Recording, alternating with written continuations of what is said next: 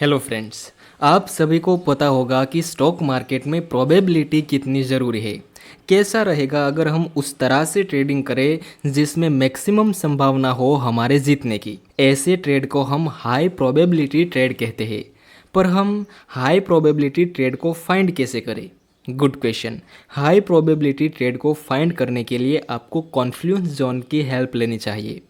Confluence zone क्या होता है, आपको कॉन्फ्लुएंस जोन क्यों यूज़ करना चाहिए और कैसे यूज़ करना चाहिए, इसको यूज़ करने के बाद आपको क्या क्या बेनिफिट्स मिलेंगे, ये सब टॉपिक को हम इस वीडियो में कवर करेंगे।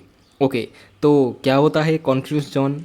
इसकी डेफिनेशन है कि confluence zone is a price area where multiple technical signals align increasing the chance of strong trade setup. मतलब कि एक ऐसा एरिया या फिर जोन जहां मोस्ट ऑफ टेक्निकल सिग्नल आपके साथ हो।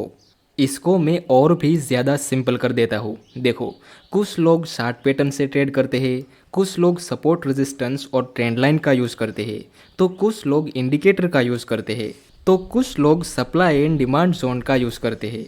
मान लो कि इस एरिया पे आप सेल में पोजीशन बनाने की प्लानिंग कर रहे हैं, तो इस जगह पे आपको कैंडलस्टिक का सिग्नल मिला सेल का, मूविंग एवरेज भी सेल का सिग्नल बता रहा है और आप इसी जगह पे ट्रेंड के साथ भी है, सप्लाई भी ज़्यादा है। मतलब यहाँ मोस्ट ऑफ टेक्निकल सिग्नल आपके साथ है।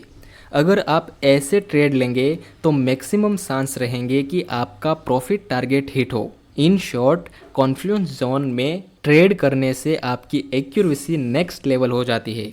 लेकिन आपको इसका यूज़ क्यों करना चाहिए? देखिए, आजकल के ट्रेडिंग के सो कॉल्ड इन्फ्लुएंसर बताते हैं कि ट्रेडिंग को आप जितना ज़्यादा सिंपल रखेंगे उतना ही ज़्यादा रिजल्ट मिलेगा।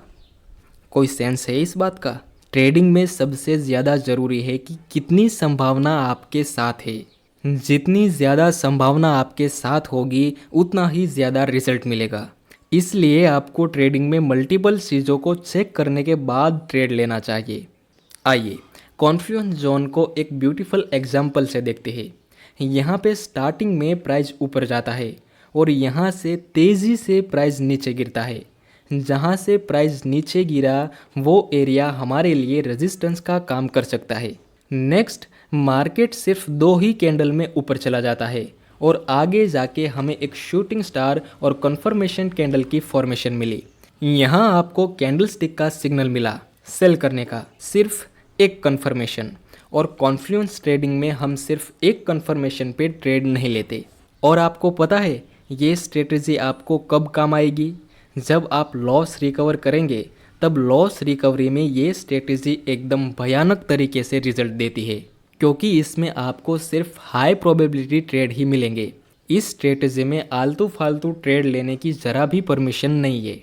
हो सकता है कि मार्केट यहाँ तक आए लेकिन सिर्फ एक कन्फर्मेशन मिली, इसलिए यहाँ हम सेल में एंट्री नहीं कर सकते। नेक्स्ट हम देखें तो मार्केट नीचे आता है, उसके बाद फिर से प्राइस ऊपर चला जाता है और फिर से एक सेलिंग का सिग्नल मिला। जब मैंने शुरुआती दिनों में कैंडलस्टिक सीखा था तब ऐसी कैंडल देख के तुरंत मैं सेल कर लेता था कैंडलस्टिक के ऊपर। लेकिन यहाँ देखो, एक ट्रेंड लाइन भी बन रही है। जब तक ये ट्रेंड लाइन नीचे की तरफ ब्रेक नहीं होती तब तक मैं सेल में तो एंट्री नहीं कर सकता। देखते हैं आगे क्या सीन देखने को मिलता है। नेक्स्ट, प्राइस एक ग्रीन मारूबुजू बनाता है और उसके साथ धीरे धीरे ऊपर जाने लगता है, जहां एंड में प्राइस इस रेजिस्टेंस तक आ जाता है। आप आंसर दीजिए, अगर आपने यहाँ यहाँ या फिर यहाँ कहीं पे बाय में पोजीशन बनाई होती तो आप कहाँ प्रॉफिट बुक करते? डेफिनेटली इस रेजिस्टेंस के पास। तो फिर उसी तरह दूसरे लोग भी यही सोचेंगे। जितने भी बायर्स है वे सभी लोग यहाँ पे थोड़ा बहुत या पूरा प्रॉफिट बुकिंग करेंगे ज़रूर। और अगर बायर्स प्रॉफिट बुकिंग करेंगे तो मार्केट में हमें एक नीचे की तरफ पुल बैक तो मिल ही सकता है। नेक्स्ट, प्राइस शूटिंग स्टार और कन्फर्मेशन कैंडल बनाता है। वैसे ये है तो बीरिश कैंडल का सिग्नल, लेकिन ये ट्रेंड लाइन अभी भी ब्रेक नहीं हुआ, इसलिए यहाँ भी हम बीरिश कैंडल में सेल में एंट्री नहीं कर सकते। नेक्स्ट, मार्केट थोड़ा सा ऊपर जाता है और अंत में इस बुलिश ट्रेंड लाइन को नीचे की तरफ ब्रेक कर देता है। अब बस एक बार प्राइस इस ट्रेंड लाइन को फिर से रीटेस्ट करने के लिए आए और बीरिश कैंडल का सिग्नल दे तो फिर हम सेल में एंट्री कर सकते हैं। नेक्स्ट, प्राइस ऊपर जाके हैंगिंग मैन और कन्फर्मेशन कैंडल की फॉर्मेशन बनाता है। इसी एरिया पे काफ़ी सारे लोग सेल करने में अपना इंटरेस्ट दिखाएंगे। कुछ लोग हमारी तरह इस ट्रेंड लाइन का ब्रेकडाउन और रीटेस्ट पे सेल करेंगे। कुछ लोगों को इस रेजिस्टेंस के पास बीरिश सिग्नल दिखेगा, वे भी यहाँ सेल में एंट्री करेंगे। कुछ लोग ये हैंगिंग मैन और कन्फर्मेशन देख के सेल करेंगे और कुछ लोग सप्लाई देख के ट्रेड करेंगे। अब देखिए, प्राइस को नीचे आने में सिर्फ 15 कैंडल का टाइम लगा और ऊपर जाने में शायद 50 कैंडल है। बेशक यहाँ पे सप्लाई ज़्यादा है। अब इस जोन के पास हमें टेक्निकल एनालिसिस के अलग अलग टूल सेम सिग्नल दे रहे हैं। सो अब हम सेल में एंट्री करेंगे। स्टॉप लॉस रखेंगे इस हैंगिंग मैन के हाई से थोड़ा सा ऊपर और प्रॉफिट टारगेट के लिए हम पहला प्रॉफिट टारगेट यहाँ रखें, तब भी हमें 1/2 का रिस्क रिवॉर्ड रेशियो मिल जाएगा। यहाँ पे आप 50% प्रॉफिट बुक कर सकते हैं और दूसरा टारगेट यहाँ तक रख सकते हैं अगर आप प्रॉफिट को ट्रेल करना चाहे तो। नेक्स्ट, मार्केट इस लेवल को ब्रेक कर देता है। अब तो यहाँ एम पैटर्न या डबल टॉप पैटर्न भी बन चुकी है। नेक्स्ट, हमारा प्रॉफिट टारगेट हिट होता है 1/2 रिस्क रिवॉर्ड रेशियो के साथ। आपको ना ऐसे ट्रेड लेने चाहिए। बाकी कैंडलस्टिक पैटर्न तो यहाँ बार बार सेल का सिग्नल दे रहा था। अब इसके बेस पे हम सब जगह पे तो मुंह नहीं मार सकते, है कि नहीं। चलिए एक और एग्जांपल देखते हैं। Look at this graph. शुरुआत में प्राइस अप ट्रेंड में था, higher high and higher low की फॉर्मेशन में। नेक्स्ट, मार्केट इस हाई को ब्रेक करके ऊपर चला जाता है और नीचे 21 EMA का सपोर्ट भी है और आगे प्राइस बहुत तेजी से नीचे गिरता है और इस सपोर्ट के पास एक बुलिश कैंडल का सिग्नल मिला।